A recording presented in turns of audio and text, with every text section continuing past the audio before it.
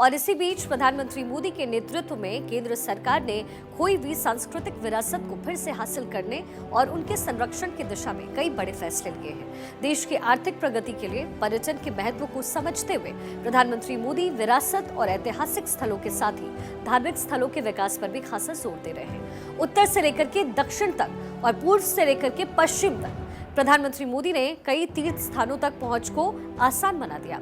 और इसी कड़ी में अब प्रधानमंत्री मोदी एक बार फिर से उत्तराखंड के दौरे पर जा रहे हैं। पीएम मोदी अब उत्तराखंड को क्या सौगात देने जा रहे हैं और कैसे श्रद्धालुओं को इसका फायदा मिलेगा, एक रिपोर्ट के जरिए देखिए। बोलो सियावर रामचंद्र की जय। सोमनाथ महाकाल का बुलावा आया और ये बेटा आए बिना कैसे रह सकते। केदारनाथ धाम,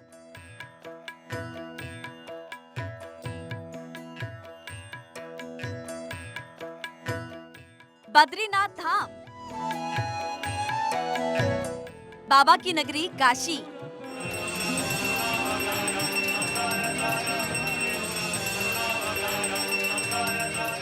राम की नगरी अयोध्या,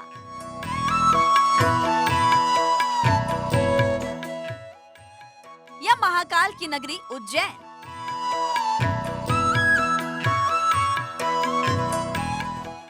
बीते 9 साल में सनातन धर्म से जुड़े कई ऐसे तीर्थ स्थान हैं जिन जगहों पर कायाकल्प हुआ है।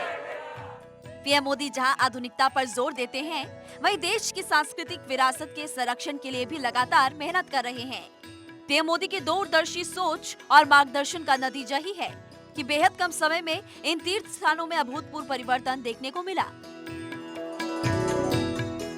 प्रधानमंत्री नरेंद्र मोदी की सोच का फायदा देश के हर राज्य को मिल रहा है। साथ ही हर राज्य में तीर्थ यात्रा से पर्यटन और इंफ्रास्ट्रक्चर में सुधार हो रहा है। आजादी के बाद से कई ऐसे तीर्थ स्थान रहे जहां बुनियादी सुविधाओं की जबरदस्त कमी रही, लेकिन तकनीक का इस्तेमाल करते हुए पीएम मोदी ने इन इलाकों तक पहुंच को बेहद ही आसान कर दिया। अलग अलग राज्यों में चल रही परियोजनाओं की वजह से जहां पर्यटन का विस्तार हो रहा है, वहीं युवाओं को बड़ी संख्या में रोजगार भी मिल रहा है। पीएम मोदी 12 अक्टूबर को उत्तराखंड के पिथौरागढ़ दौरे पर रहेंगे, जिसको लेकर तैयारियां जोरों शोरों पर है।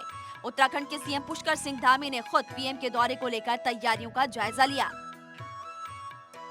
पिथौरागढ़ जिले की व्यास घाटी फिर से गुलजार होने वाली है। इस दुर्गम स्थल पर मोदी सरकार ने युद्ध स्तर पर काम शुरू करवाया। बॉर्डर रोड ऑर्गेनाइजेशन यानी कि बीआरओ ने धारचूला से 70 किलोमीटर दूर गुंजी और गुंजी से नाभीठाग तक का 19 किलोमीटर लंबा रास्ता पहाड़ों को काटकर बना दिया। ओल्ड लिपू लेक से 1800 फीट ऊपर कैलाश व्यू पॉइंट तक 10 से 12 फीट चौड़ा रास्ता 70% बन चुका है। इस दुर्गम स्थल पर अगले साल बाद पर्यटक कार से सीधा पहुंच सकेंगे। नाभीढांग में पवित्र ओम पर्वत, नाग पर्वत के दर्शन पर्यटक करते हैं। ऐसा बताया जा रहा है कि 12 अक्टूबर को PM Modi Kailash view point पर और जौलीकांग जा सकते हैं। जौलीकांग गुंजी से 19 किलोमीटर दूर है। यहाँ पवित्र आदि कैलाश पर्वत और पार्वती कुंड है। नाभीढांग में पवित्र ओम पर्वत है, जबकि जौलीकांग में आदि कैलाश पर्वत। पीएम मोदी के केंद्र की सत्ता में आने से पहले विश्व धरोहर स्थल में भारत के 30 स्थल थे, जबकि 2014 के बाद 10 स्थलों को इस लिस्ट में शामिल किया गया। इससे साफ जाहिर है कि पीएम मोदी इन सांस्कृतिक स्थलों के उत्थान को लेकर कितने गंभीर है। ऐसा पहली बार नहीं हो रहा है। देश की कमान संभालते ही पीएम मोदी ने लोगों की भावनाओं का ख्याल रखा। उत्तर से लेकर दक्षिण तक सनातन संस्कृति के संरक्षण को लेकर कई ऐतिहासिक योजनाएं चलाई। ये साफ जाहिर है कि प्रधानमंत्री मोदी भगवान शंकर के बहुत बड़े भक्त हैं। प्रधानमंत्री मोदी ने 21 अक्टूबर 2022 को केदारनाथ धाम और बद्रीनाथ धाम में पूजा अर्चना की और विकास कार्यों का जायजा लिया। केदारनाथ में पीएम मोदी ने आदि गुरु शंकराचार्य समाधि स्थल के दर्शन भी किए। मोदी सरकार ने देवभूमि उत्तराखंड के लिए 4 धाम परियोजनाओं की शुरुआत की, जिसका फायदा केदारनाथ, बद्रीनाथ, यमुनोत्री और गंगोत्री जाने वाले श्रद्धालुओं को मिलेगा। काशी विश्वनाथ मंदिर,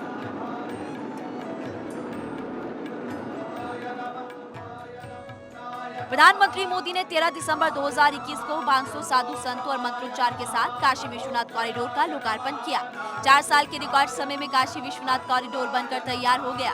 अब काशी विश्वनाथ आने वाले श्रद्धालुओं को गलियों और तंग संकरे रास्तों से नहीं गुजरना पड़ता। गंगा घाट से सीधे कॉरिडोर के रास्ते बाबा विश्वनाथ के दर्शन किए जा सकते हैं। इस निर्माण का नतीजा रहा कि 1 साल के अंदर यहाँ रिकॉर्ड 7 करोड़ श्रद्धालु पहुँचे। महाकाल लोक कॉरिडोर। प्रधानमंत्री मोदी ने 11 अक्टूबर 2022 को मध्य प्रदेश के उज्जैन में ज्योतिर्लिंग महाकालेश्वर मंदिर के श्री महाकाल लोक का लोकार्पण किया। महाकाल मंदिर के लिए तैयार किए गए मास्टर प्लान का उद्देश्य महाकाल मंदिर को पुरानी पहचान वापस दिलाना था। महाकाल लोक कॉरिडोर काफी भव्य है और अब पहले से 10 गुना बड़ा है। पूरा कॉरिडोर 900 मीटर लंबा है। इसमें 190 मूर्तियां हैं जो भगवान शिव के अलग अलग रूपों को दिखाती है। सोमनाथ मंदिर परिसर। प्रधानमंत्री मोदी ने 20 अगस्त 2021 को वीडियो कॉन्फ्रेंसिंग के जरिए गुजरात स्थित सोमनाथ मंदिर के पुनर्निर्माण के लिए विभिन्न परियोजनाओं का उद्घाटन और शिलान्यास किया। इसके बाद यहां के पर्यटन को बढ़ावा मिला और लोगों में समृद्धि आई। अयोध्या में भव्य राम मंदिर। पीएम मोदी ने 5 अगस्त 2020 को विधि विधान के साथ अयोध्या में भव्य श्री राम मंदिर की नींव रखी। अगले साल राम मंदिर प्राण प्रतिष्ठा का कार्यक्रम है। इसके निर्माण से अयोध्या और आसपास के इलाकों में संभावनाओं के कई अवसर एक साथ खुलेंगे। इतना ही नहीं, कई दशकों पूरा राम भक्तों का इंतजार भी अब खत्म हो जाएगा। पीएम मोदी की इन योजनाओं का नतीजा है कि देश के करोड़ों सनातनी आज उनके साथ जुड़ा हुआ महसूस करते हैं। Bureau report, Bharat 24।